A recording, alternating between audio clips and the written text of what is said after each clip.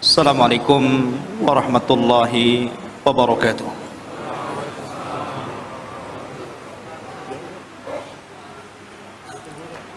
Alhamdulillah, wassalatu wassalamu ala rasulillah wa ala alihi wa sahbihi wa mawalah, wa la hawla wa la quwwata illa billahi wa ba'du. Ma'asyiral muslimin, jamaah sekalian yang dirahmati Allah Subhanahu wa taala. Alhamdulillah, pada malam hari ini kembali Allah Subhanahu wa taala pertemukan kita di Masjid Jabal Arafah.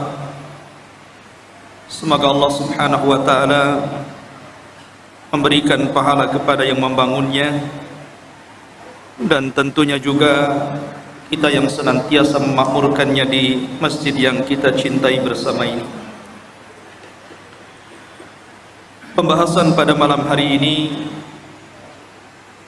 adalah pembahasan yang cukup menarik untuk kita bahas, karena bicara tentang akidah, salah satu keimanan kita kepada hari akhir. Salah satunya bicara tentang adanya Ya'juj dan Ma'juj.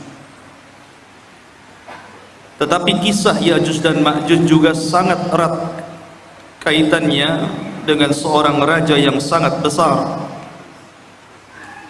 yang Al-Quran mengkisahkan walaupun hanya sedikit, yakni tentang Raja Dzulqarnain.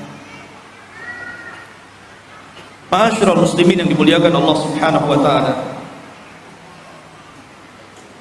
sebelum saya menceritakan tentang hubung kait antara Ya'juj dan juga Ma'juj dengan Dzulqarnain,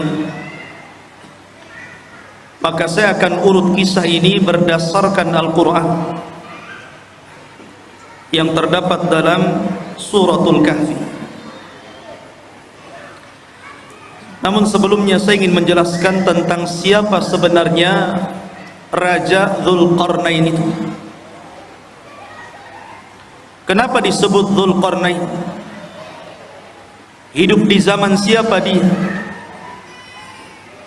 Kemudian apa sepak terjangnya? Dan apa hubung kait beliau dengan Ya'juj dan juga Ma'juj? Ma'asyiral muslimin yang dimuliakan Allah Azza wa Jalla, kita tahu bahwa kalau kita menceritakan kisah-kisah dalam Al-Quran, maka akan dapat pelajaran yang bisa kita petik di dalamnya. Makanya Allah Subhanahu wa taala berfirman sendiri, laqad kana fi qisasihim ibratun liulil albab. Dan sungguh pada kisah-kisah yang diceritakan dalam Al-Quran itu ada pelajaran besar, khususnya kita yang memiliki akal yang sehat. Bahkan salah satu faidah kenapa Allah Subhanahu wa taala banyak mengkisahkan kisah-kisah dalam Al-Quran,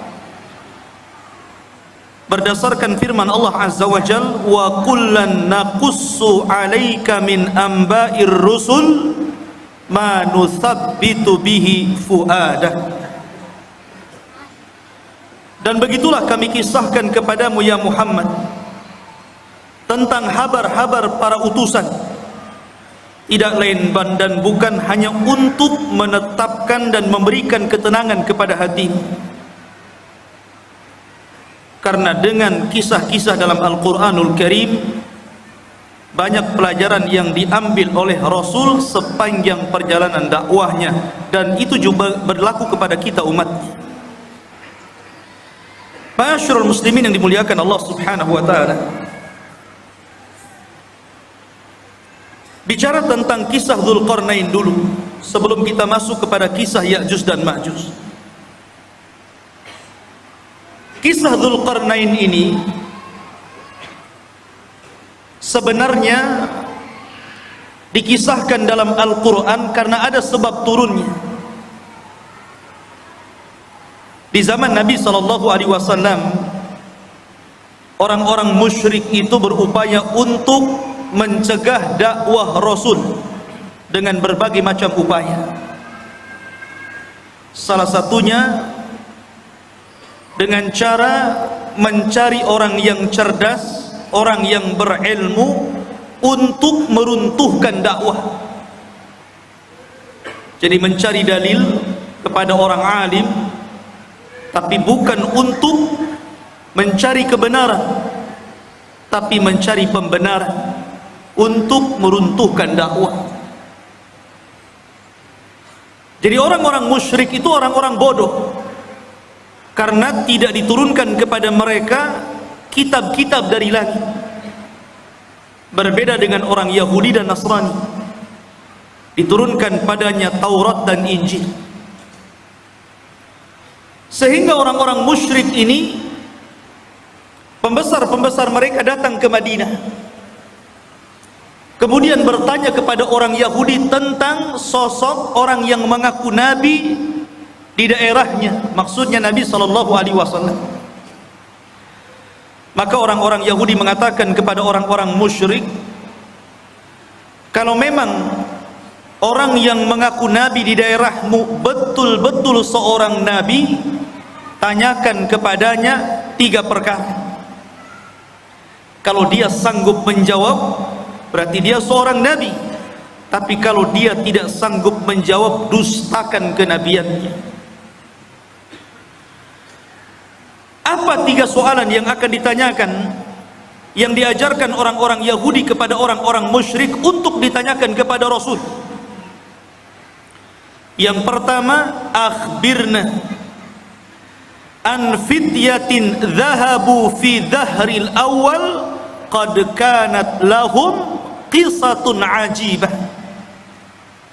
Tanyakan kepada orang yang ngaku nabi itu tentang beberapa anak muda di zaman awal-awal yang mereka memiliki kisah yang ajaib.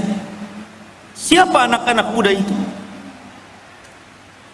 Kemudian yang kedua, akhbirna an rajulin tawafan balagha masyariqal ardi wa magharibaha.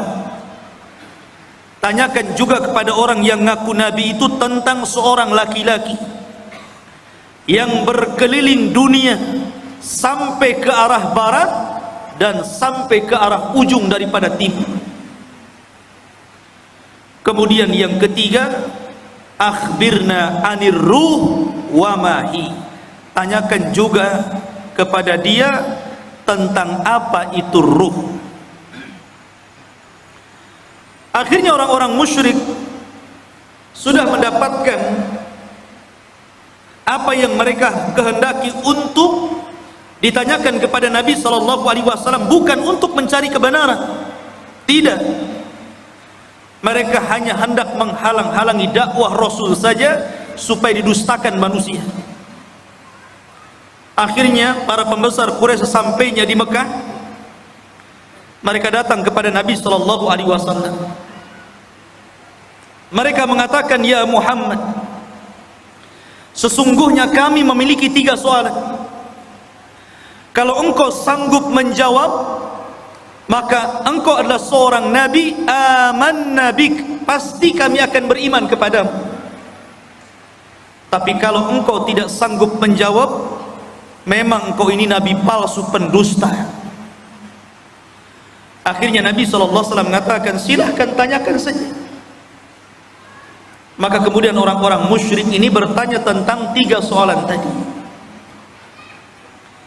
Saking senangnya Nabi SAW, kalau seandainya Rasul bisa menjawab 3 soalan itu mereka akan beriman. Nabi SAW menjanjikan dengan kata-katanya, sa'ukhbirukum ghadan, besok saya kabarkan jawabannya. Dan Nabi SAW lupa mengatakan insyaallah.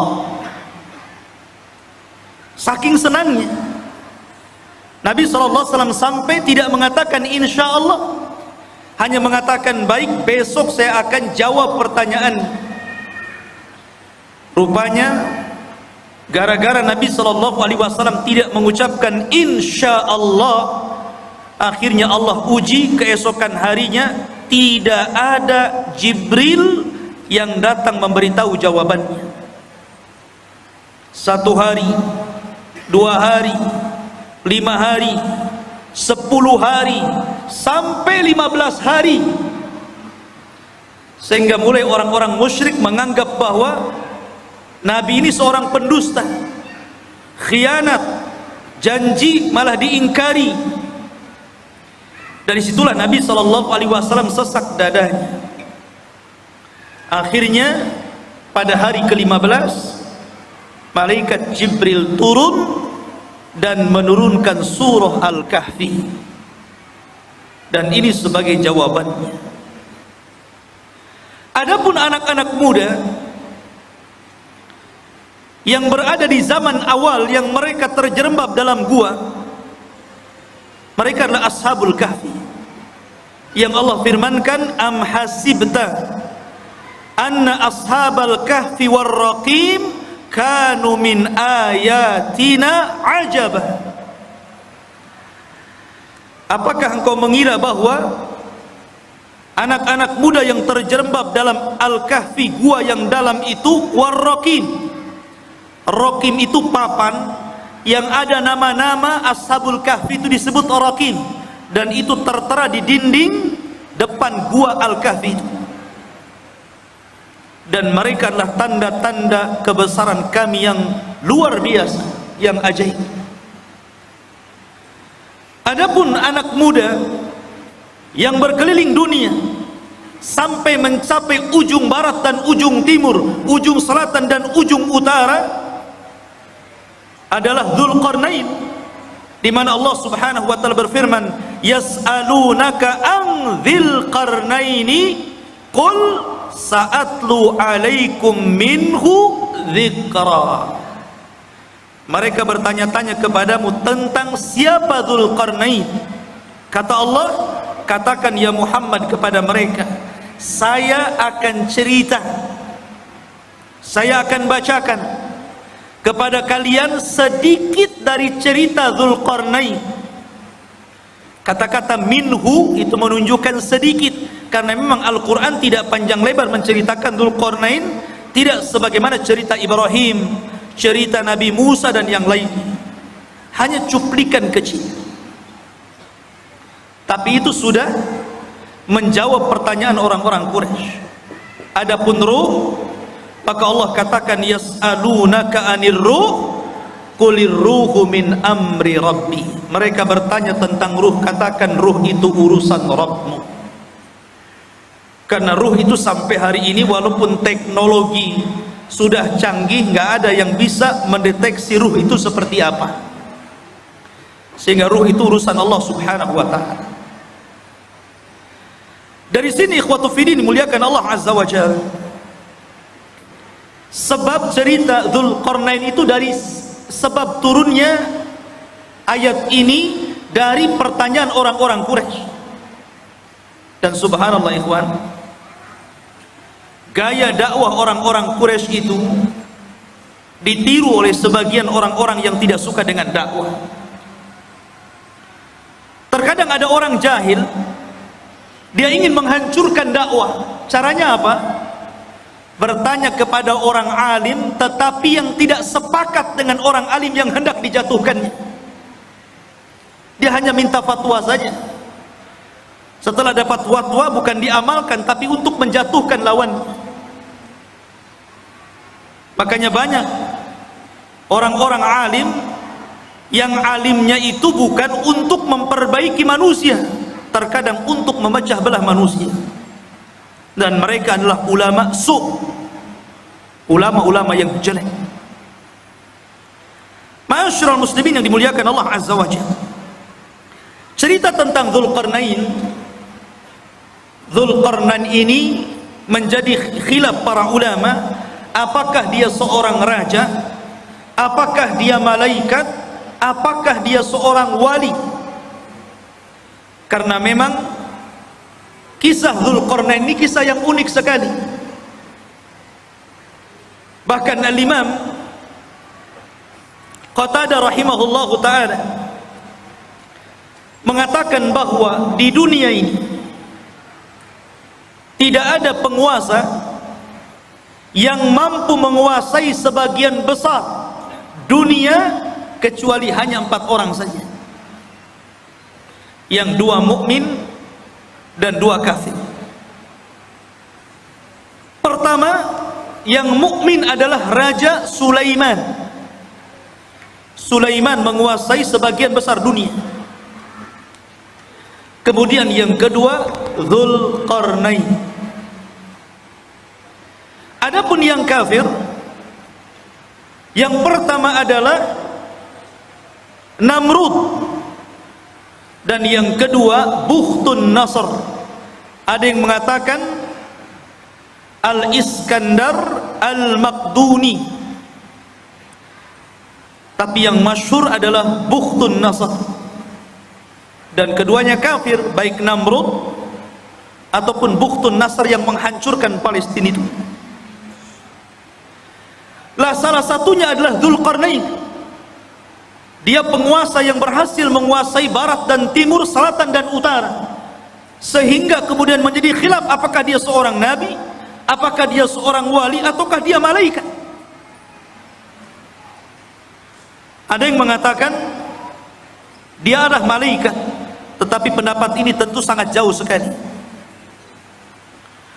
Ada yang mengatakan dia seorang nabi berdasarkan zahir Al-Quran, karena dia diperintah Allah untuk menyampaikan wahyu Allah. Siapa yang beriman maka akan diperbaiki, siapa yang kufur maka akan disiksa dan diazab.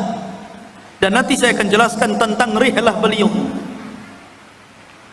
Tapi pendapat yang masyhur, dan ini pendapat yang banyak dikuatkan para ulama, seperti Asy-Syaikh Ibnu Utsaimin rahimahullahu taala, mengatakan bahwa dia adalah rajulun saleh, orang yang sangat soleh sekali, dan dia seorang raja dan penguasa dunia. Itulah Dzulqarnain.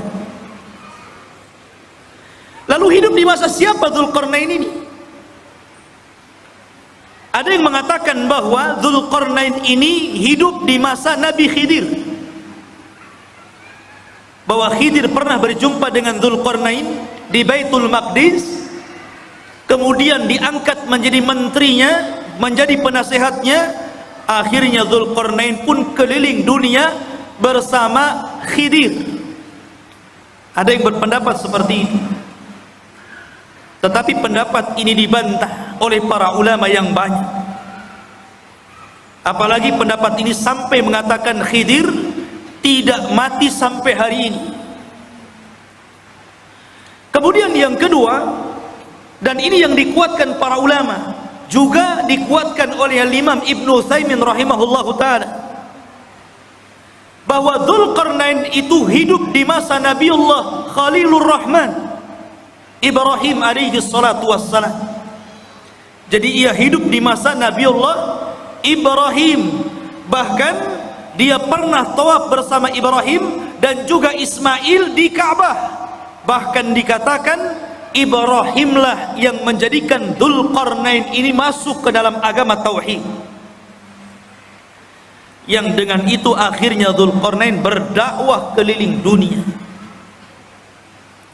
Ini salah satu pendapat Al-Imam Ibnu Utsaimin rahimahullahu ta'ala dalam fatwa Nur ala Darbi. di mana Ibnu Utsaimin mengatakan huwa malikun salihun kana ala ahdil khalili Ibrahim. Dia adalah raja yang saleh, hidup di masa Nabiullah Ibrahim alaihi salatu wassalam, wa yuqalu annahu tafa ma'ahu bil baiti fallahu a'lam. Bahkan dikatakan dia pernah tawaf bersama Ibrahim di Baitullah, Allahu a'lam. Itu perkataan dari Imam Ibnu Utsaimin rahimahullahu taala. Ma'asyiral muslimin yang dimuliakan Allah azza wajalla. Baik, kenapa dia disebut Dzulqarnain? Dzu itu artinya pemilik. Qarnain itu dua tanduk. Kenapa disebut pemilik dua tanduk? Ada yang mengatakan bahwa kenapa raja tersebut digelari pemilik dua tanduk atau dalam bahasa Arabnya Dzulqarnain? Pendapat yang pertama, karena dia memakai mahkota, dan dalam mahkotanya itu berbentuk dua tanduk. Jadi ada tanduk dalam mahkotanya dari kanan dan kiri, dari tembaga. Ada yang mengatakan disebut Dzulqarnain karena dia pernah dipukul sebelah kanannya, kemudian mati dan terluka. Kemudian Allah hidupkan kembali, kemudian dipukul lagi oleh kaumnya, kemudian mati dan kemudian dihidupkan kembali. Ada yang berpendapat seperti itu, ya terima saja, namanya pendapat. Makanya disebut Dzulqarnain. Ada yang mengatakan karena bentuk kepalanya seperti dua tanduk, ada tanduknya di kepalanya, dan tentu ini ba'id, sangat jauh. Dan pendapat yang terakhir inilah yang banyak dikuatkan para ulama. Disebut Dzulqarnain karena dia ketika berdakwah mengajak manusia ke dalam tauhid, maka dia berjalan ke arah barat sampai ujung terbenamnya, dan ke arah timur sampai tempat terbitnya. Dan tempat terbit serta tempat terbenamnya itu disebut qarnai syaitan, dua tanduk setan. Makanya Nabi SAW melarang jangan sholat ketika terbit matahari dan ketika terbenam matahari, karena ketika itu muncul dua tanduk syaitan.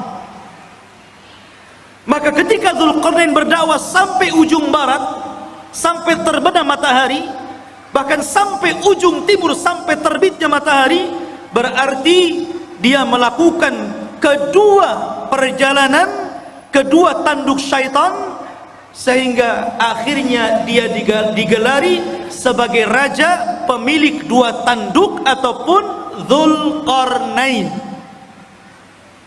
Ini yang paling akrab mungkinnya, yang paling dekat berdasarkan nas Al-Quran, bagaimana perjalanan beliau ke ujung barat dan timur itu. Ma'asyiral muslimin yang dimuliakan Allah Azza wa Jalla, perjalanan Dzulqarnain ini adalah perjalanan yang luar biasa. Seorang raja yang seluruh kekayaannya, seluruh hidupnya hanya untuk mengajak manusia kepada tauhid. Makanya kalau kita cerita para raja, saya kira di negeri kita saja cerita para raja banyak ya. Ada Raja Majapahit, ada raja ini, raja itu. Di negeri kita paling banyak cerita raja itu. Kata Syekhul Islam Ibnu Taimiyah rahimahullahu ta'ala, sesungguhnya apabila kita cerita tentang Raja Dzulqarnain, sesungguhnya tidak ada kisah yang lebih indah, yang lebih baik melebihi kisahnya Raja Dzulqarnain, karena banyak ibrah dan pelajaran. Bahkan kisah Dzulqarnain ini sangat menginspirasi bagi dakwah Nabi sallallahu alaihi wasallam. Karena turunnya cerita Dzulqarnain ini di saat sulit-sulitnya Nabi dalam berdakwah. Jadi ketika Nabi sallallahu alaihi wasallam mengalami keperitan dakwah, kesulitan dakwah, tiba-tiba Allah Subhanahu wa ta'ala turunkan ayat dan menceritakan tentang kisah Dzulqarnain, seolah-olah turunnya ayat ini memberikan solusi kepada Nabi sallallahu alaihi wasallam dalam dakwahnya. Bahkan disebutkan oleh Safiyur Rahman Al-Mubarakfuri dalam sirah nabinya,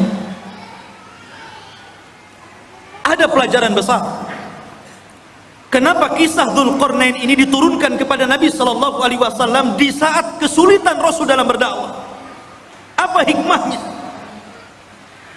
Beliau mengatakan, seolah-olah Allah Subhanahu wa ta'ala menjanjikan kepada Rasul bahwa kelak kekuasaan Rasul sallallahu alaihi wasallam akan sama dengan kekuasaan Dzulqarnain. Ketika Dzulqarnain berkuasa sampai ujung barat dan timur, maka kelak juga apa yang dibawa Nabi sallallahu alaihi wasallam pun akan sampai kepada ujung barat dan timur. Makanya Nabi sallallahu alaihi wasallam mengatakan, innallaha zawaliyal ardu fara'aitu masyariqaha wa magharibaha.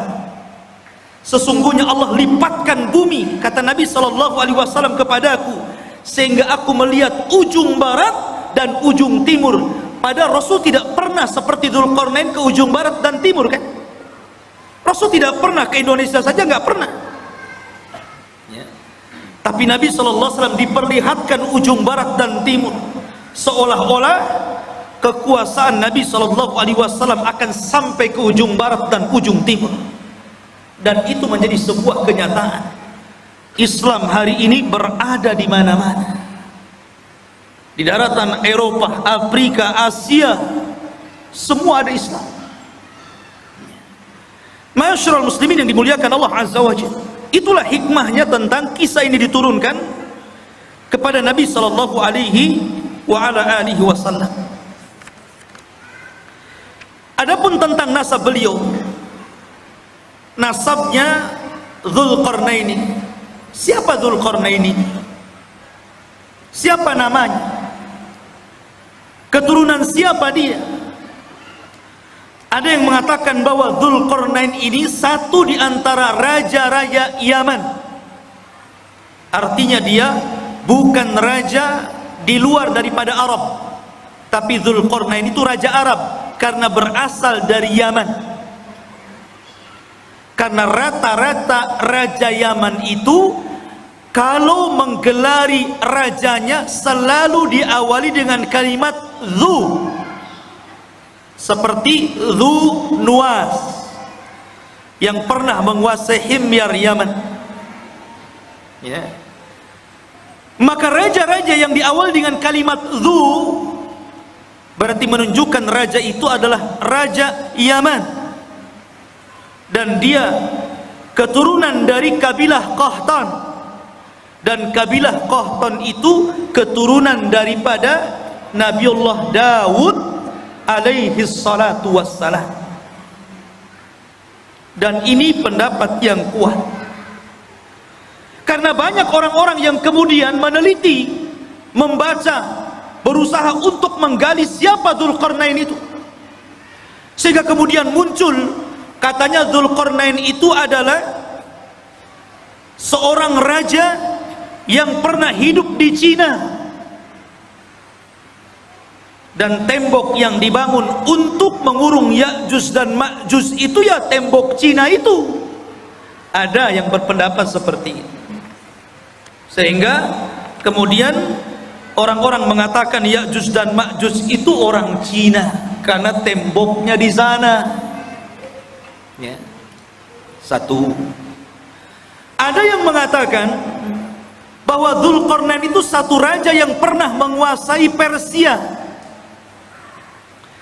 Dan ada juga yang mengatakan bahwa Dzulqarnain adalah Iskandariyah Al-Maqduni Al-Yunani, murid daripada Aristoteles, seorang pencetus filsafat Yunan. Dan ini ada ulama yang mengatakan seperti ini, dan ini banyak sekali yang mengatakan bahwa Dzulqarnain itu adalah Iskandariyah Al-Maqduni Al-Yunan yang pernah menguasai Cina, menguasai India, kemudian juga pernah menguasai Persia dan Romawi. Jadi kekuasaannya besar Iskandariyah Yunan ini, Al-Maqduni ini. Tapi pendapat ini dibantah para ulama. Salah satunya adalah Al-Hafidh Ibnu Hajar rahimahullahu ta'ala membantah. Kenapa? Karena jarak antara munculnya Raja Dzulqarnain dengan Iskandariyah Al-Maqduni Al-Yunan ini jauh sekali.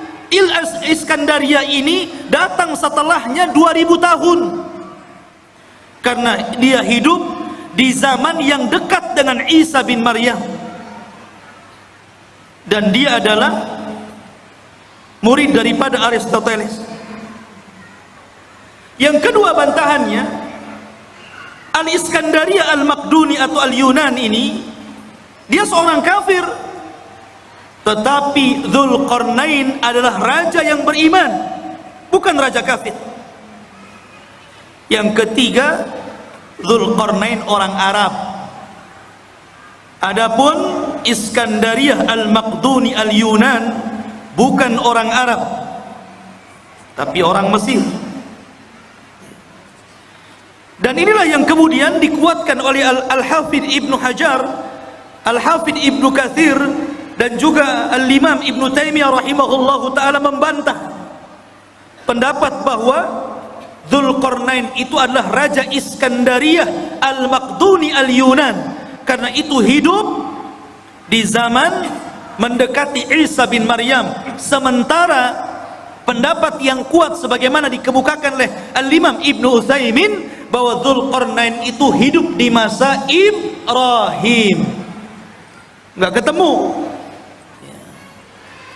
Dari sini Dzulqarnain Raja Iskandariyah lah. Tidak ada hubung kait antara Iskandariyah dengan Dzulqarnain. Ada sebuah athar dari turjumanul Quran Abdullah bin Abbas radhiyallahu an, walaupun asar ini fihi nazar, ada pandangan para ulama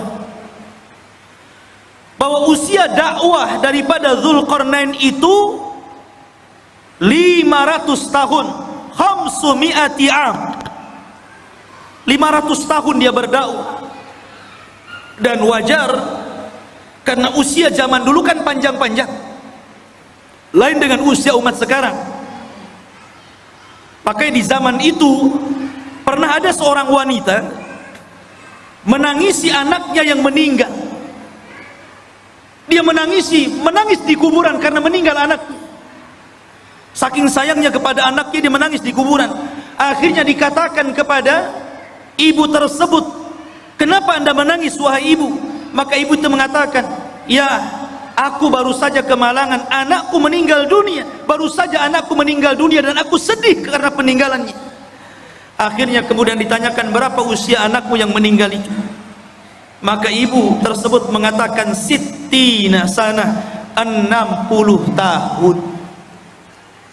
60 tahun masih bayi. Di zaman dulu. Kalau di zaman sekarang janggutnya sudah sampai pusar, dah kakek. 60 tahun dah mau mati. Ya kan?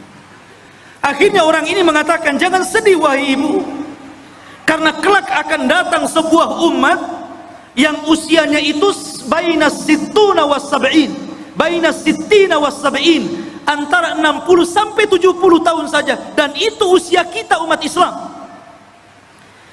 Maka sang ibu tersebut sontak saja kaget dan merasa heran dan mengatakan, "Lau a'tanillahu umrahum," kalau Allah berikan umur mereka yang 60 tahun kepadaku, aku akan jadikan 60 tahun itu untuk sekali sujud kepada Allah Subhanahu wa ta'ala. Lihat, ya usia dulu panjang-panjang. Sehingga wajar kalau Dzulqarnain juga keliling dunia sampai 500 tahun, berarti usianya di atas itu kan.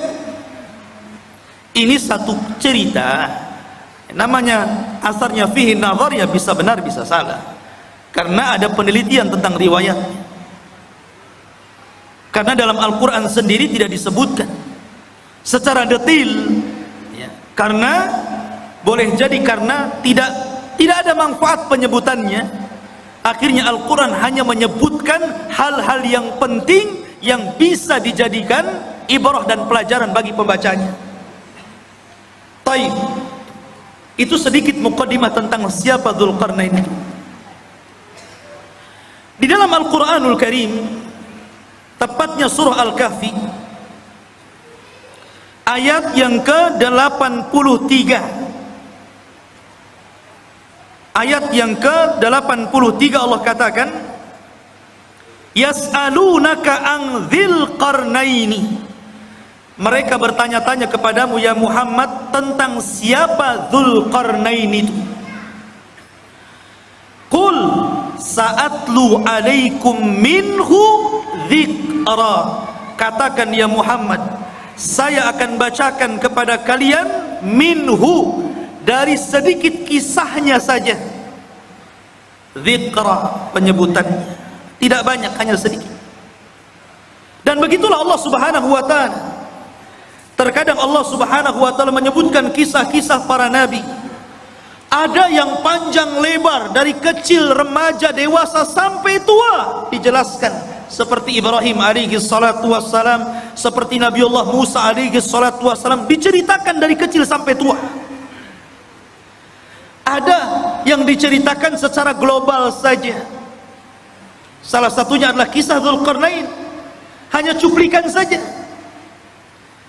Tapi ada nabi-nabi yang kita kenal namanya, termasuk salah satu nabi daripada nabi-nabi 25 nabi dan rasul yang disebutkan nama dalam Al-Quran. 18 namanya terdapat dalam surah Al-An'am, dan lebihnya tersebar dalam beberapa surat, sehingga sempurna 25 nama nabi dan rasul. Itu pun tidak semua diceritakan. Seperti Dzulkifli, tidak ada ceritanya, hanya namanya saja disebut. Yasa ada mana namanya disebut, tapi tidak ada ceritanya dalam Al-Quran, baik sedikit ataupun banyak.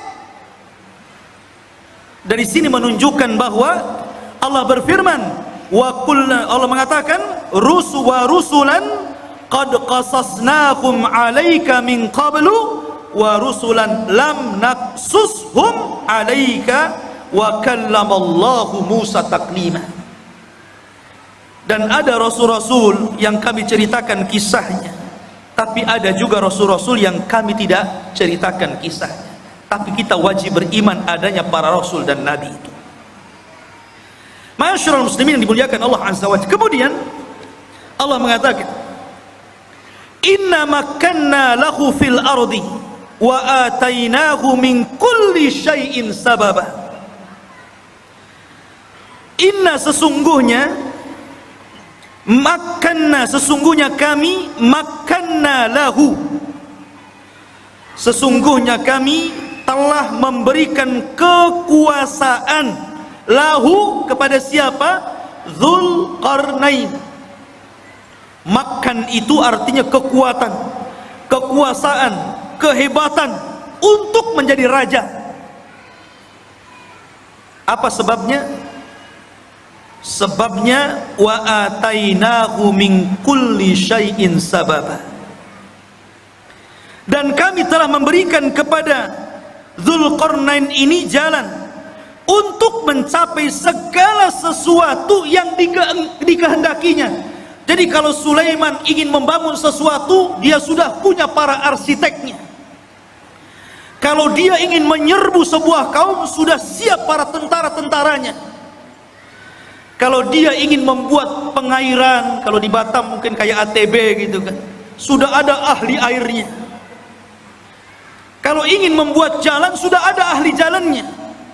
Kalau ingin membuat persenjataan, sudah ada ahli senjatanya. Pokoknya segala sesuatu yang dikehendaki Dzulqarnain ada jalannya, dan Allah Subhanahu wa taala berikan kepada Dzulqarnain untuk kepentingan dakwah. Nih yang menjadikan Allah makkanna lahu fil ard, kami berikan kekuasaan yang besar di permukaan bumi kepada Dzulqarnain. Dan ini sebuah pelajaran bahwa kalau seorang penguasa ingin berkuasa dengan kuat dan tidak bisa ditumbangkan, maka dia harus mengikuti firman Allah Azza wa Jal, wa atainahu min kulli syai'in sababa. Dia harus punya orang-orang pakar-pakar, harus dekat dengan dia, pakar ekonomi, pakar politik gitu kan, pakar hubungan antara dalam negeri dan luar negeri, dan pakar-pakar yang lainnya. Kalau dia memiliki pakar-pakar itu dan sesuai dengan bidangnya, maka dia akan kokoh menjadi penguasa. Tapi kalau dia kemudian mencomot menteri asal saja, yang penting bapak senang umpamanya ya, atau mengambil orang-orang dekat yang penting mendukung dia, nah itu tidak akan inna makkanna lahu fil ard. Jadi betul-betul harus orang-orang ahlinya seperti Dzulqarnain, baru penguasa itu akan kuat kekuasaan. Kemudian Allah mengatakan fa'atba'a sababa, maka mulailah Dzulqarnain mengikuti satu jalan.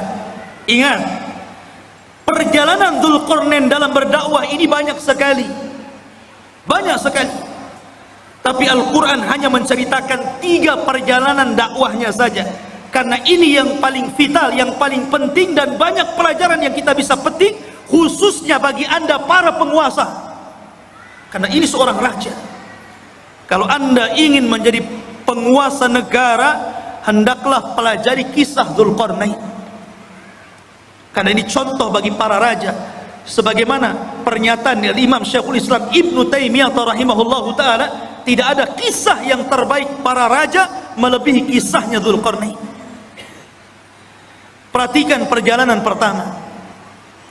Allah mengatakan, hatta idza balagha maghribasy syamsi wajadaha taghrubu fi ainin hamiyatin wa wajada indaha qauman qulna ya Dzulqarnain imma an tu'adziba wa imma an tattakhidha fihim husna fa amma qala amma man zalam fa sawfa nu'adzibuhu thumma yuraddu ila rabbih fayu'adzibuhu adzaban nuqra.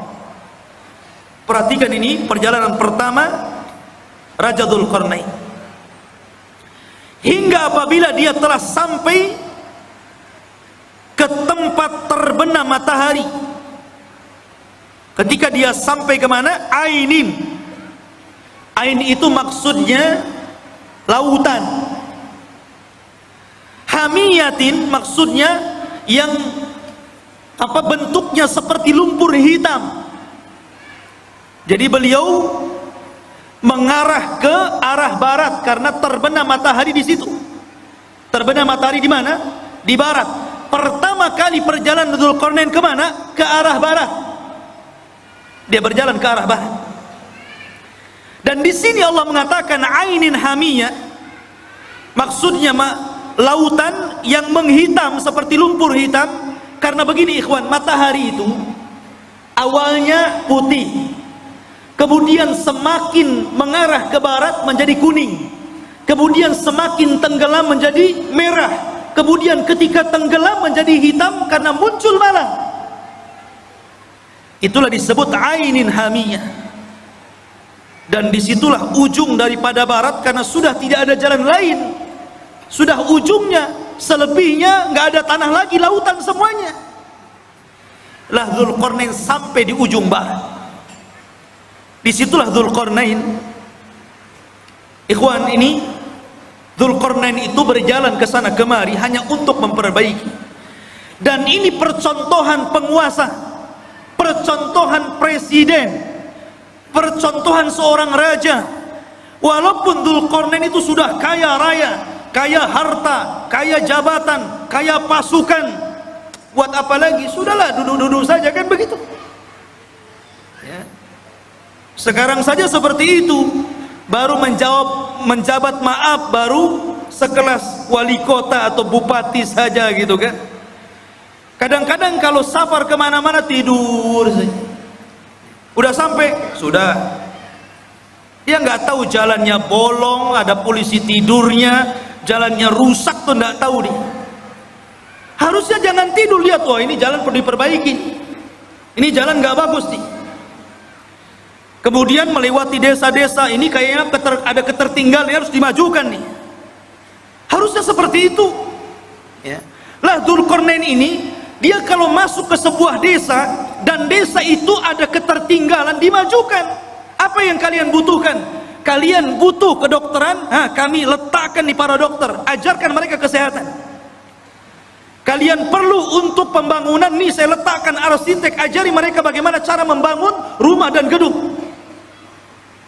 Jadi sifatnya seperti itu. Dzulqarnain ini hanya memperbaiki. Kalau sudah baik tempat tersebut, daerah tersebut, diletakkan orang-orangnya, kemudian dia jalan lagi sampai akhirnya sampai di ujung barat ketemu sebuah kaum yang tidak punya agama, kaum yang zalim, dan tidak ada kezaliman yang paling besar melainkan kesyirikan. Kaum yang sangat pendosa, melakukan keharaman, pencuri, pembunuh. Lah Dzulqarnain ini mendapatkan kaum di arah barat seperti itu. Ya. Makanya Allah mengatakan di dalam ayat ini, ya Dzulqarnaini, wahai Dzulqarnain, wahai Raja Dzulqarnain, imma an tu'adzib wa imma an tattakhidha fihim husna. Terserah engkau. Apakah engkau mau menghukum orang-orang jahat ini, orang-orang zalim ini, orang-orang yang tidak beriman ini, ataukah engkau ingin berbuat baik kepada mereka? Terserah. Maka Dzulqarnain mengatakan, amma man zalam, adapun orang yang zalim, adapun orang yang menyekutukan Allah, yang suka membunuh, yang suka mencuri, yang suka melakukan keharaman, fasawfa nu'adzibuhu, kami akan azab dia, kami akan hukum dia, thumma yuraddu ila rabbih, setelah itu kami serahkan kepada Rabbnya, fayu'adzibuhu adzaban nuqra, kelak Rabbnya akan mengadab, boleh jadi lebih dahsyat dibandingkan azabku kepada mereka. Tetapi sebaliknya, wa amma man amana wa amila salihan falahu jazaan al-husna wa sanaqulu lahu min amrina yusra. Adapun yang nurut dengan perintahku, akhirnya beriman, beramal saleh, maka mereka akan mendapatkan balasan yang baik, dan kami katakan kepadanya, dari perkara kami mudahkan segalanya. Jadi kalau memang dia mengikuti dakwah Dzulqarnain, mau mentauhidkan Allah, mau melakukan amal saleh, mau melakukan amal kebaikan, dan mengikuti arahan-arahan Dzulqarnain, maka Dzulqarnain akan membangun qaryah tersebut, daerah tersebut akan dibangun, akan difasilitasi, akan dibangun dan ditebarkan pendidikan, dakwah, pembangunan dan yang lainnya. Itulah Dzulqarnain. Dia tidak diam, dia jalan-jalan ke sana kemari, dan itu salah satu sifat seorang penguasa. Harus jalan-jalan melihat kondisi rakyatnya. Lihat Ibnul Khattab, Umar Ibnul Khattab, malam-malam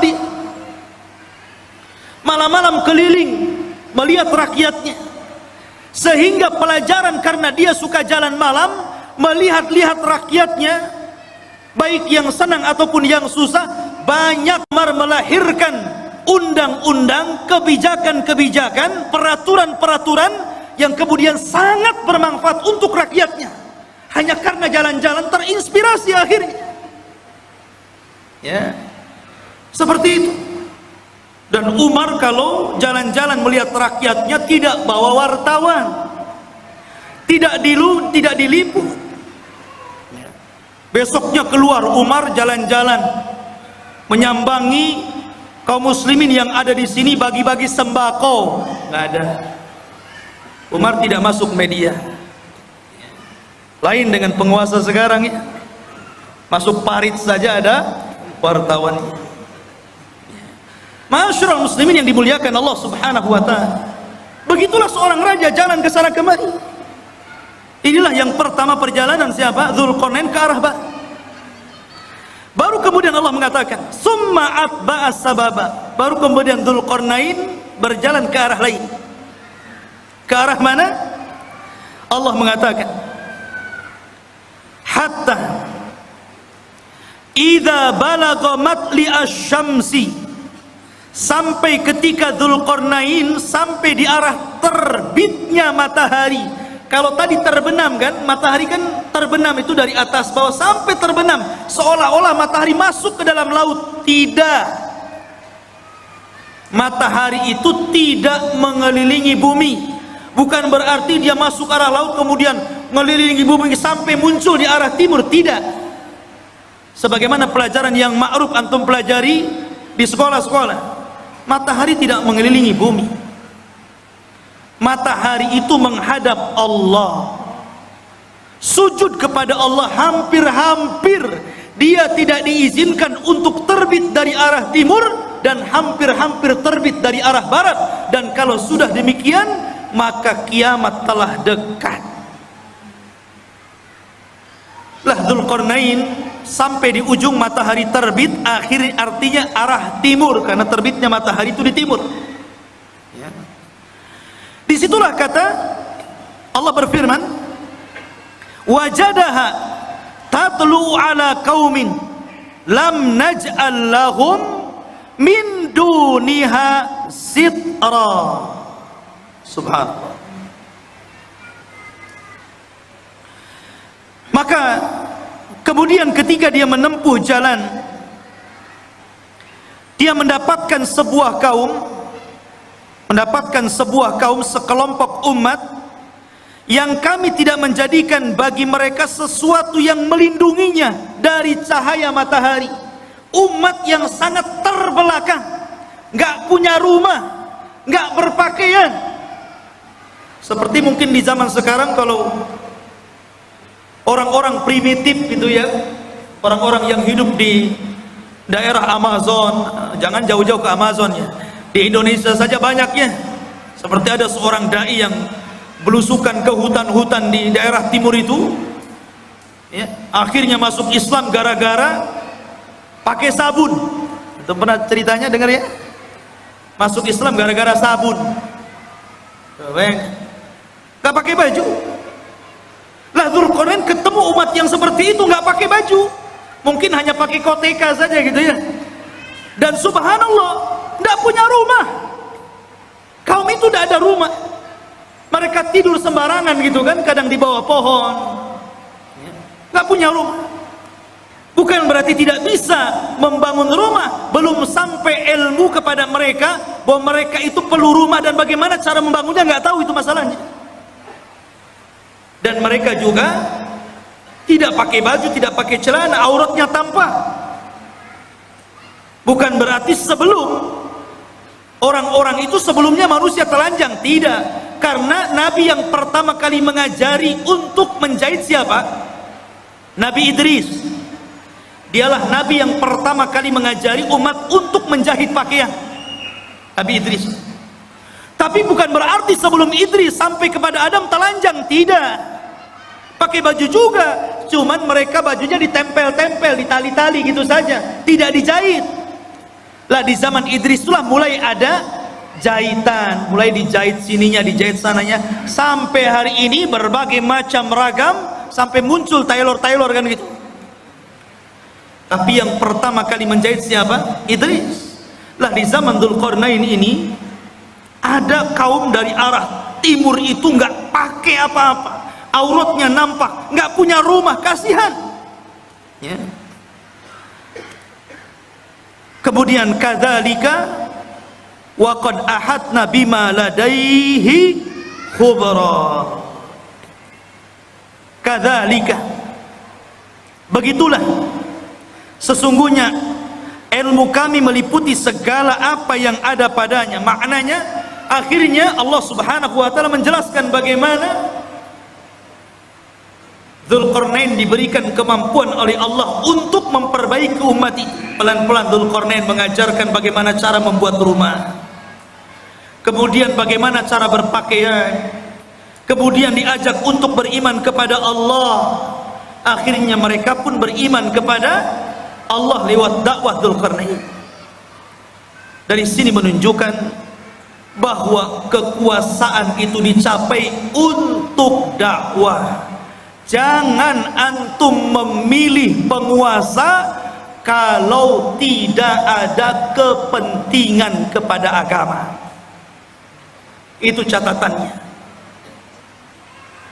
Kalau antum hendak memilih penguasa, cari penguasa yang condong ke dalam Islam, yang mau memperjuangkan Islam, yang mau mengangkat harkat derajat para ulama dan orang-orang yang cinta para ulama. Siapa penguasa yang dekat dengan Islam, memperjuangkan Islam, kita pilih. Begitu. Itu barometernya. Kita tidak mengatakan si A ataupun si B, satu ataupun dua, tidak. Pokoknya siapa di antara penguasa itu, oh yang satu ini kalau jadi Islam remek nih, Islam akan diganti nih. Kalau yang ini minimalnya Islam akan baik, Islam tidak akan diganggu, Islam akan jaya. Kita pilih yang cenderung dengan agama, karena memang kekuasaan itu alat untuk berdakwah. Itulah Dzulqarnain, dijadikan alat kekuasaannya untuk berdakwah dalam rangka mentauhidkan Allah, mengajak manusia ke jalan Allah Subhanahu wa ta'ala. Harusnya seperti itu.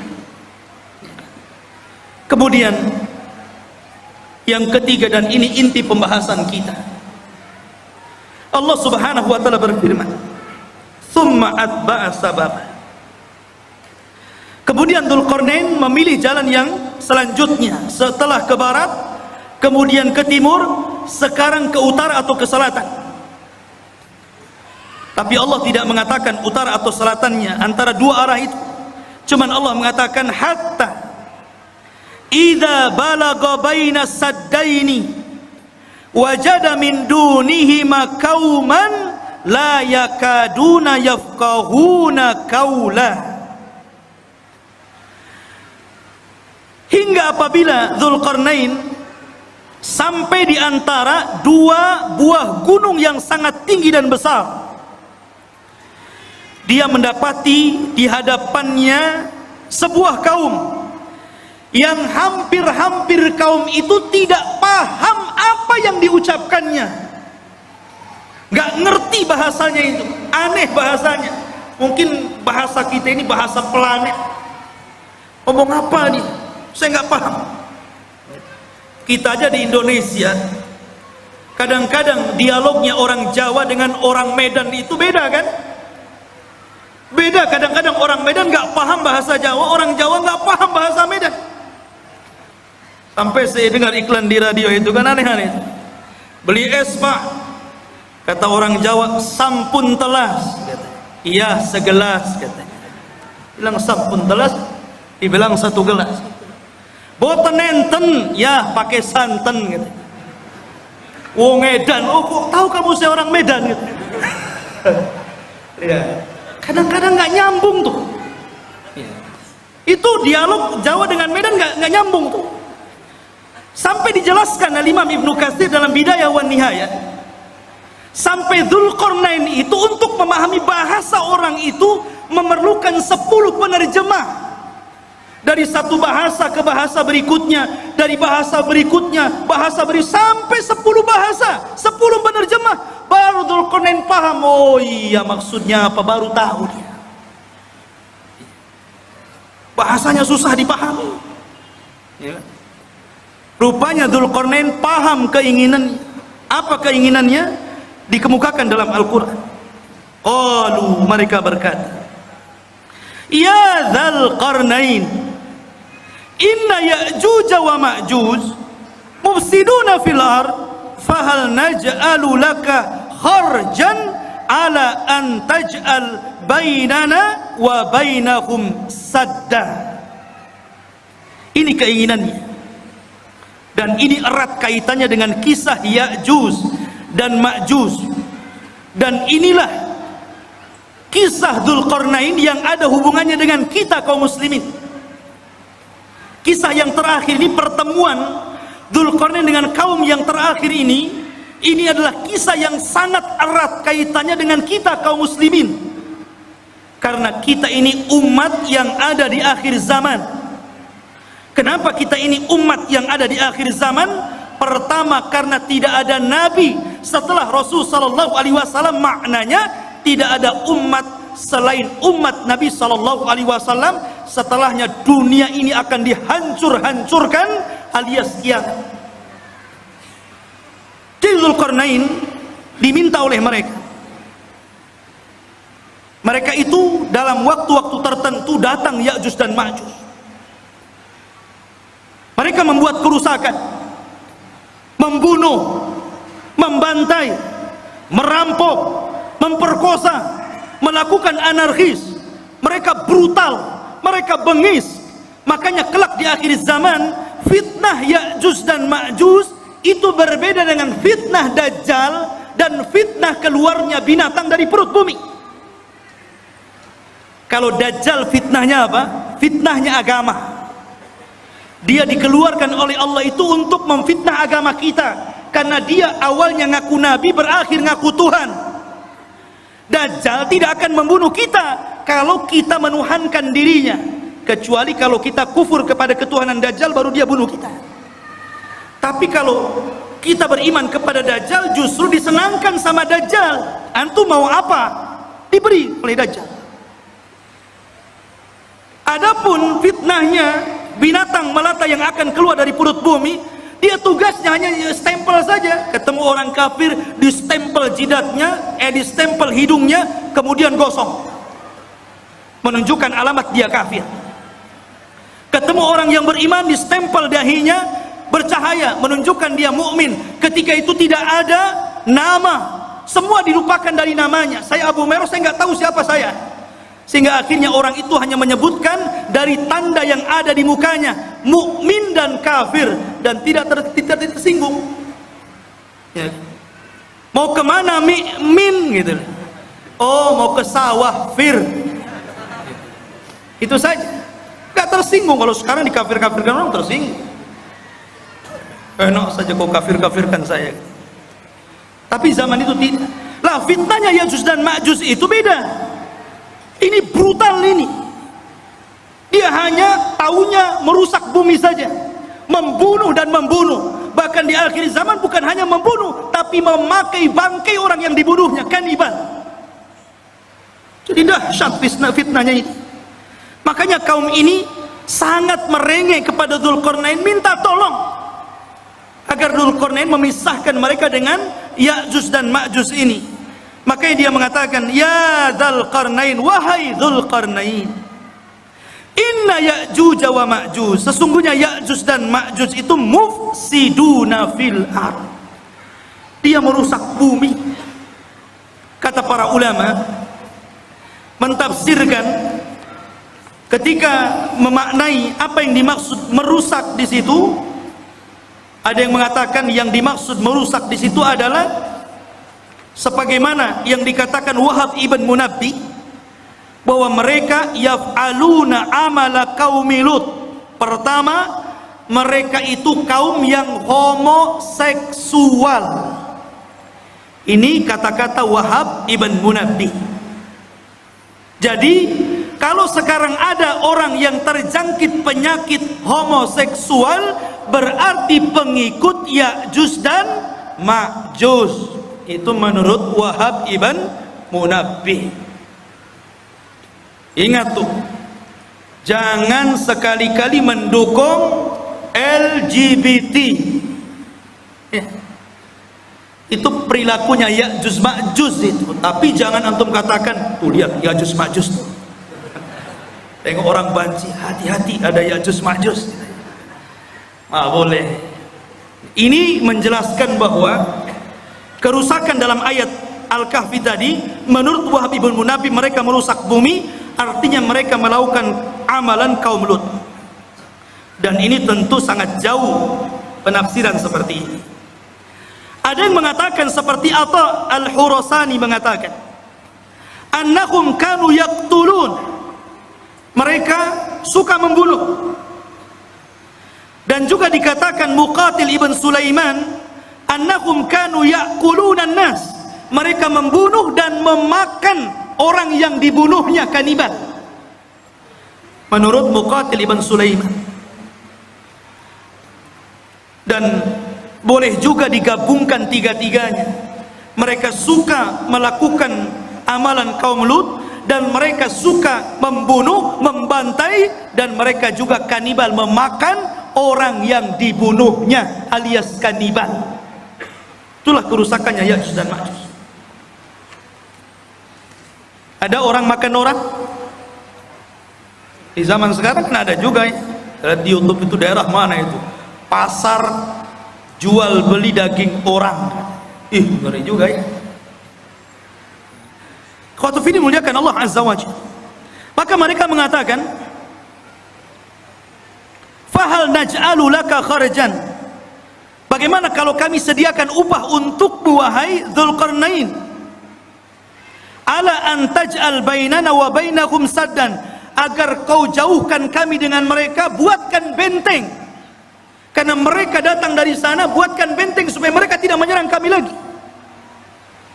Subhanallah. Mereka siap menyediakan upah kepada Dzulqarnain. Buat apa? Dzulqarnain ini sudah kaya, pasukannya banyak, orangnya cerdas, berilmu, dan Allah berikan segala sesuatu keinginannya. Buat apa upah? Makanya Dzulqarnain mengatakan, dengan mengatakan kepada mereka, qala ma makkani fihi rabbi khairun, tidak usah, nggak perlu kalian memberikan upah. Apa yang telah Allah berikan dari kekuasaan dan kekuatan ini sudah cukup untukku. Ini kebaikan, anugerah, nikmat yang luar biasa. Nggak perlu. Nih, seorang raja harus seperti itu.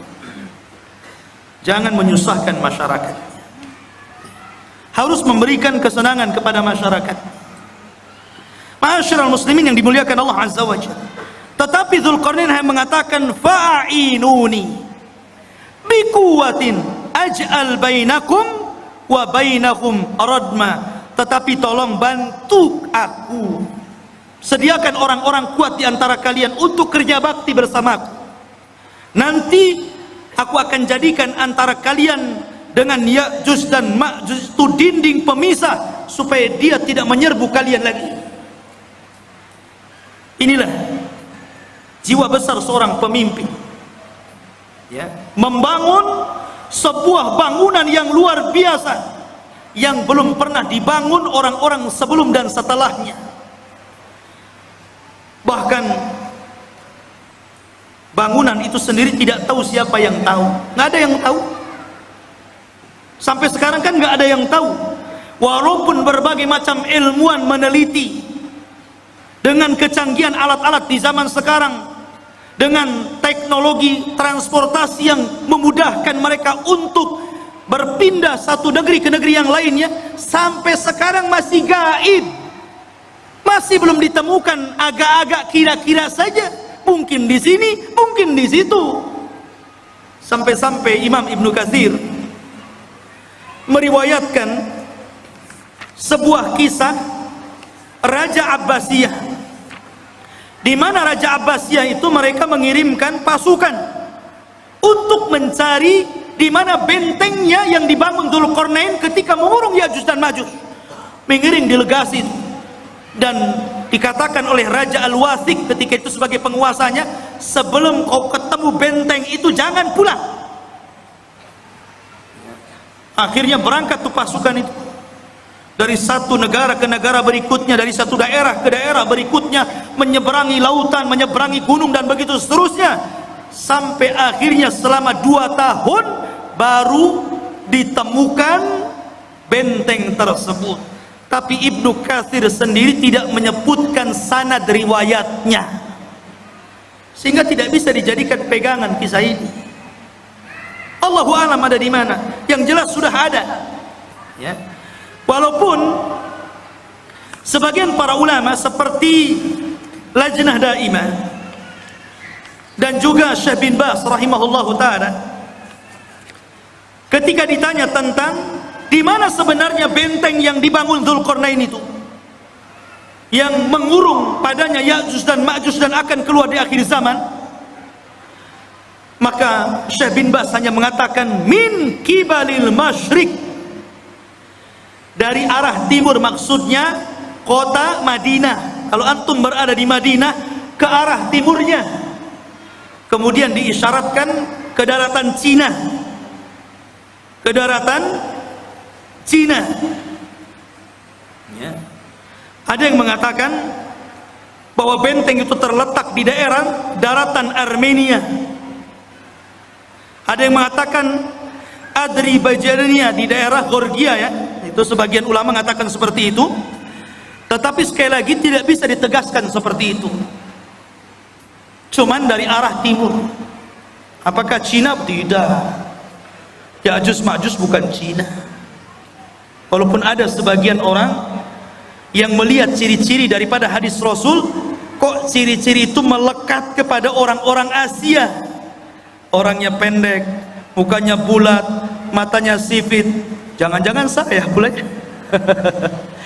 Bukan. Ya'juj dan Ma'juj itu belum keluar.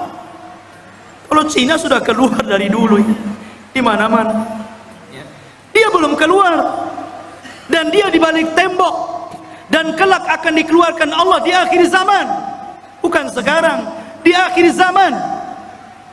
Karena Ya'juj dan Ma'juj itu Allah keluarkan setelah Allah hancurkan bentengnya, itu ketika setelah Isa bin Maryam turun, itu pun pasca terbunuhnya Dajjal. Dajjal dibunuh dulu, baru setelah itu selang beberapa waktu Isa dan kaum muslimin diuji lagi oleh Allah, tiba-tiba runtuh daripada apa yang sudah dibangun Dzulqarnain, sadnya ini, bendungannya ini, bentengnya ini. Akhirnya dari situ min kulli hadabin yansilun, maka mereka keluar dari benteng itu seperti bah yang turun dari bukit, saking banyaknya gitu, keluar semuanya. Karena dalam riwayat Abdullah bin Umar radhiyallahu an, di antara mereka Ya'juj dan Ma'juj itu dikisahkan bahwa tidak mungkin mati seorang Ya'juj dan Ma'juj itu kecuali kalau seandainya mereka telah mendapatkan 1000 keturunan baru mati ya. Jadi kalau seandainya keturunannya sudah 1000 baru dia mati, itu dalam sebuah azab. Makanya wajar kalau jumlah mereka banyak. Ketika Adam alaihi salatu wassalam dipanggil oleh Allah dan mengatakan, ya Adam akhrij bi'thanna, wahai Adam, keluarkan utusan-utusan neraka. Adam kaget, ya Rabb, wa ma bi'thun nar, apa utusan neraka itu? Maka Allah mengatakan, setiap 1000 penduduk neraka keluarkan satu orang dan masukkan ke dalam surga. Artinya 999 masuk neraka dan 1 masuk surga. Ketika itu Allah mengatakan kepada Adam, 1 dari kalian dan 999 dari Ya'juj dan Ma'juj. Jadi jumlah mereka banyak. Jadi kalau antum mau perang dengan Ya'juj dan Ma'juj itu, 1 dari antum dikeroyok dengan 999 Ya'juj dan Ma'juj, kira-kira menang atau keok tuh? Antum 10 orang saja mati antum. Apalagi 999 lawan 1 kan gitu. Lain kalau antum lawannya pakai rudal. Kalau tangan kosong nggak mungkin antum. Tapi di zaman itu nggak ada rudal, nggak ada nuklir. Semua kembali kepada peralatan manual, pedang, panah, tombak, kuda, unta, sehingga susah melawan mereka. Dan itulah apa yang disabdakan Rasul, akan muncul sebuah kaum yang tidak bisa engkau perangi. Makanya wahai Isa, selamatkan kamu dan selamatkan sebagian dari yang selamat dari kaum muslimin, bersembunyilah di bukit Tur. Akhirnya Isa pun menyembunyikan diri dan kaum muslimin di bukit. Lah Dzulqarnain ini akhirnya membuat benteng yang sangat kokoh sekali. Kemudian sifat bentengnya dijelaskan. Atuni zuburul hadid hatta idza sawa baina as-sadafaini qala anfuhu hatta idza ja'alahu naran qala atuni ufrig alaihi qitra. Maka Dzulqarnain berkata, berikanlah kepadaku potongan-potongan besi, sehingga apabila besi itu telah sama rata dengan kedua puncak gunung, seolah-olah main las, kayak orang las itu kan. Besi itu dibuat, ditancap-tancapkan, kemudian dilas satu dengan yang lainnya, sehingga menjadi sebuah benteng. Kemudian ketika tinggi besi itu sama dengan gunungnya, berkatalah Dzulqarnain, tiupkanlah api, hingga apabila besi itu sudah menjadi merah seperti api. Dia pun berkata, berikanlah kepadaku tembaga yang mendidih agar kutuangkan ke atas besi panas tersebut. Kokoh sekali. Inilah dinding yang tidak bisa dijebol. Sampai Ya'juj dan Ma'juj sendiri gak bisa jebol dinding itu. Di zaman Nabi SAW, Rasul pernah mendengar sebuah gelegar suara yang menggelegar. Kata Sofia, kata Nabi kepada Sofia, wahai Sofia, tahukah kamu suara apa ini? Kata Sofia mengatakan, tidak tahu, Allah dan Rasulnya yang tahu.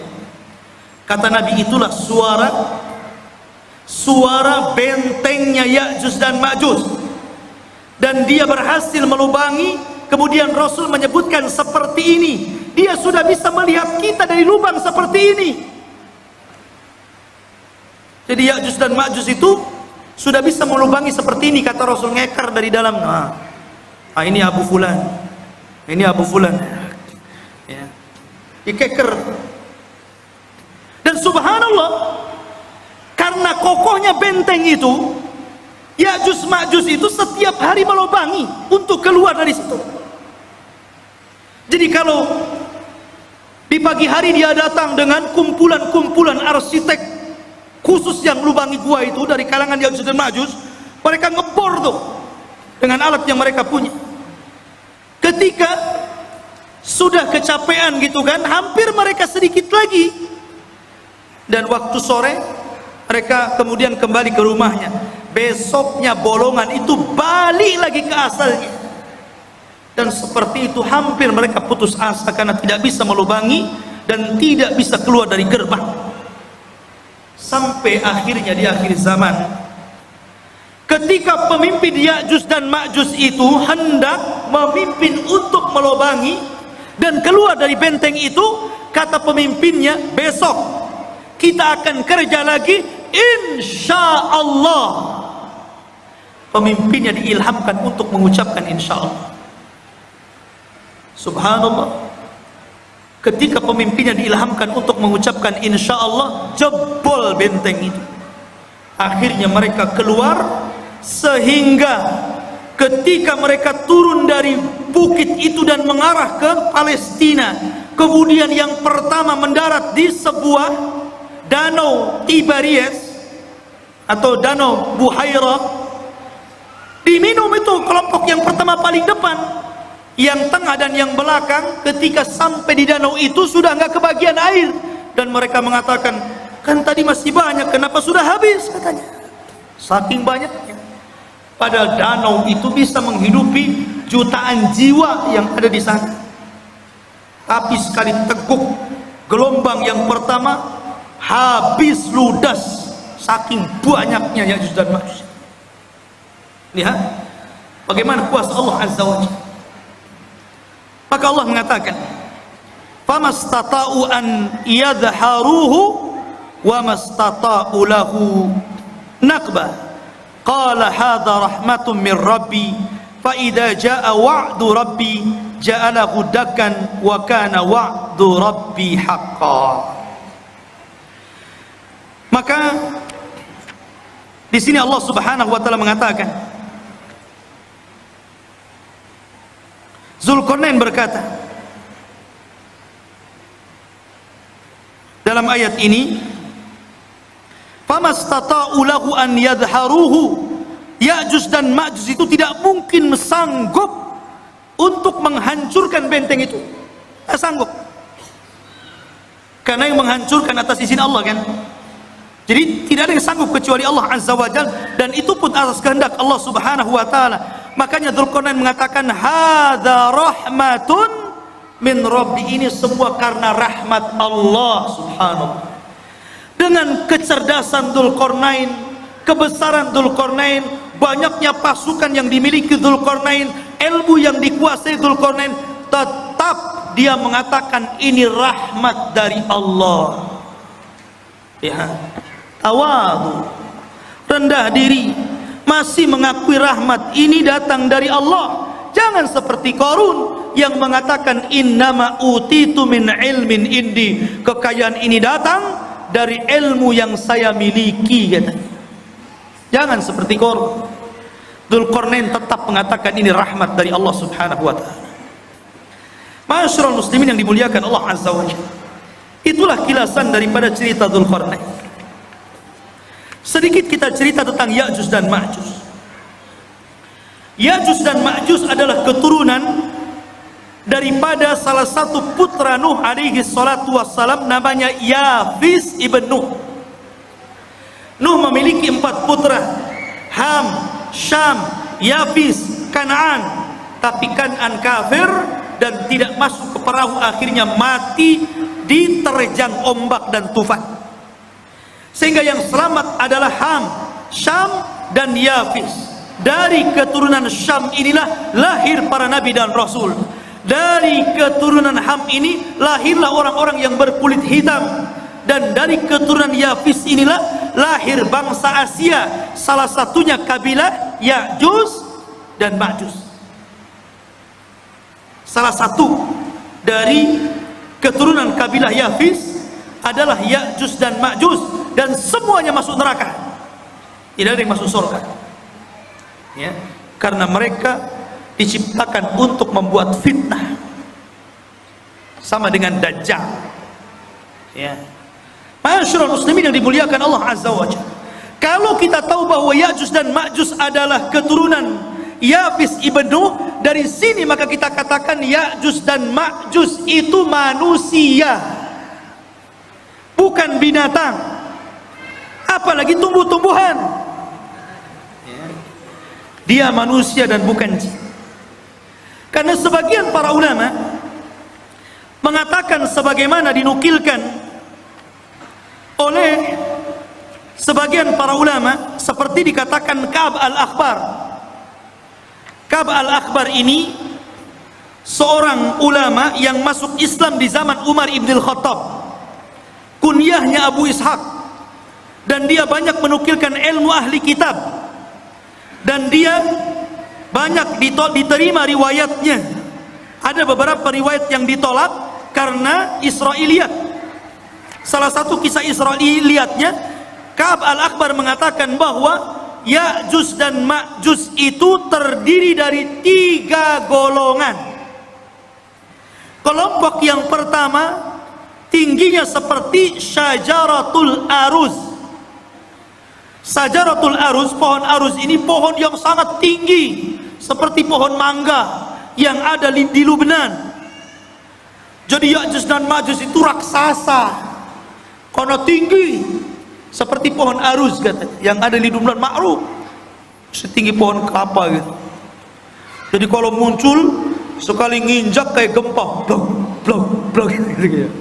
Itu satu golongan. Yang kedua, ada dari Ya'juj dan Ma'juj itu kelompok yang beda. Dia memiliki tingginya 4 hasta dan lebarnya 4 hasta. 1 hasta itu setengah meter. Kalau 4 hasta berarti 2 meter. Tingginya 2 meter, lebar badannya 2 meter. Otak. Ya kan? Tinggi 2 meter, badan 2 meter, 4 persegi namanya. Ya. Sepompok.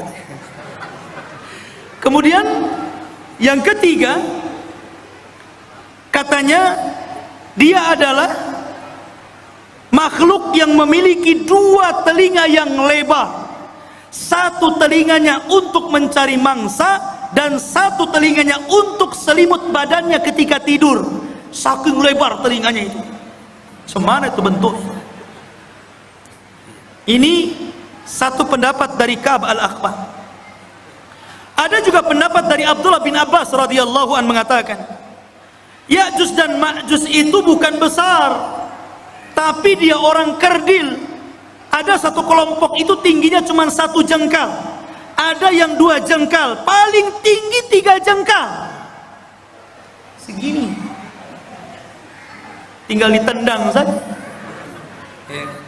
Itu satu pendapat. Tapi yang jelas bahwa ini hanya ijtihad para ulama. Pendapat yang kuat kita mengambil berdasarkan zahir hadis. Ketika Nabi SAW menjelaskan tentang ciri-cirinya, bahwa dia adalah dzulful unub, pesek hidungnya, sigharul uyun, sipit matanya, kemudian wujuhuhum kal mijanil mutraqa, wajahnya seperti tameng bulat gitu kan.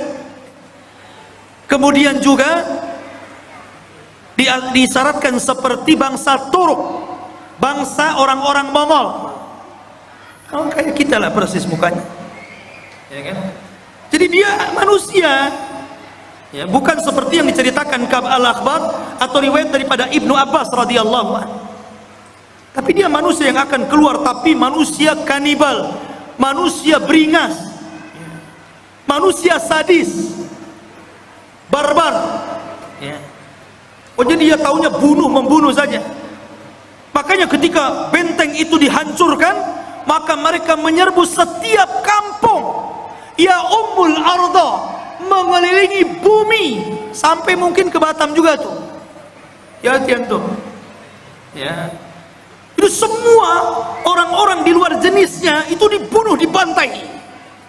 Sehingga ketika itulah Allah memerintahkan kepada orang-orang yang beriman dan Nabi Isa alaihi salatu wassalam agar bersembunyi saja, jangan dilawan karena tidak akan menang.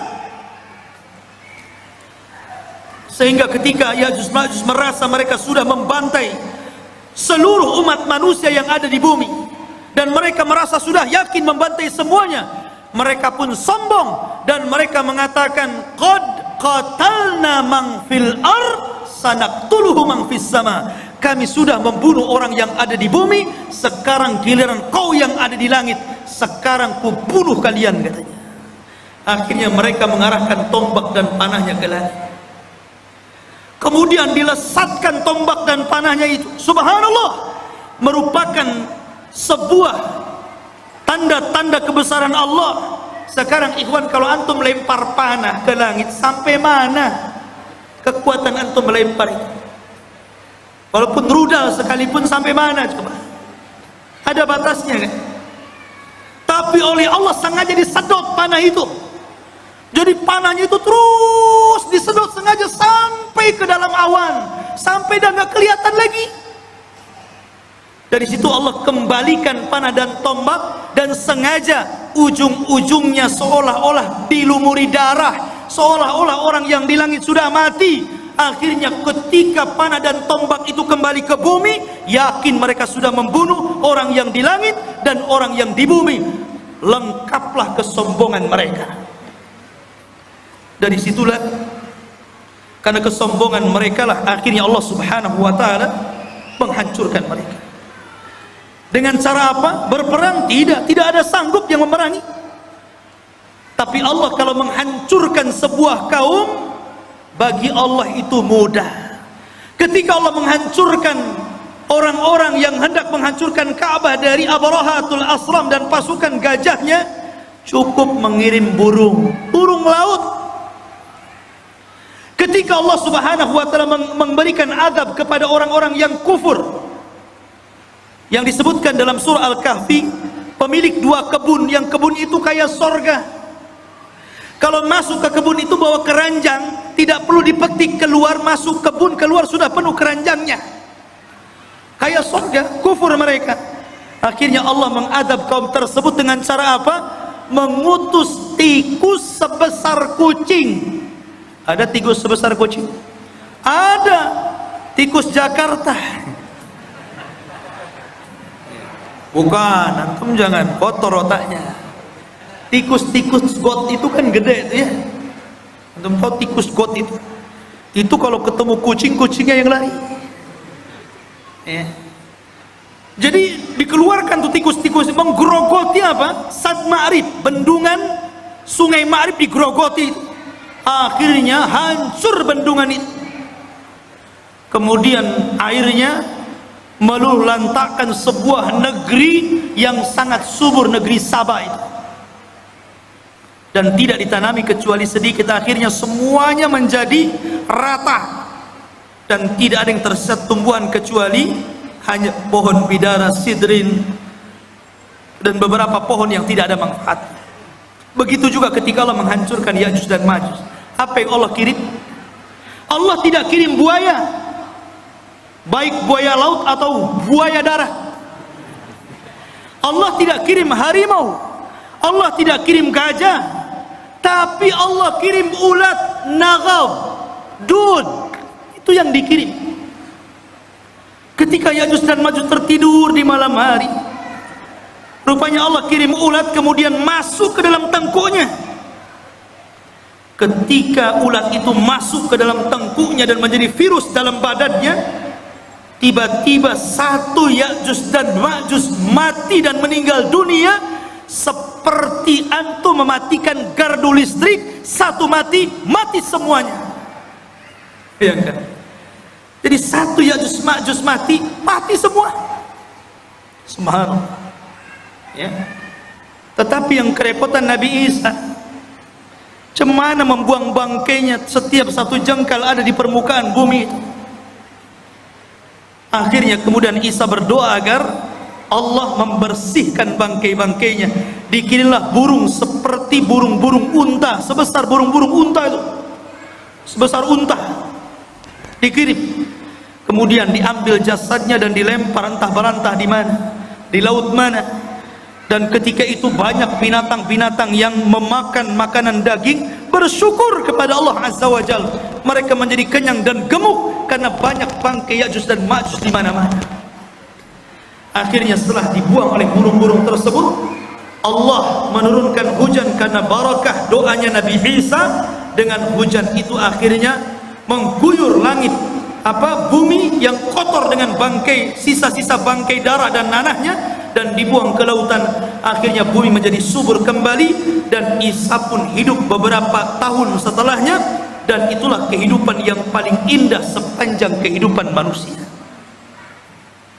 Ini diantara cerita The King Zulkarnain Fas Ya'juj dan Ma'juj. Mudah-mudahan ada manfaatnya.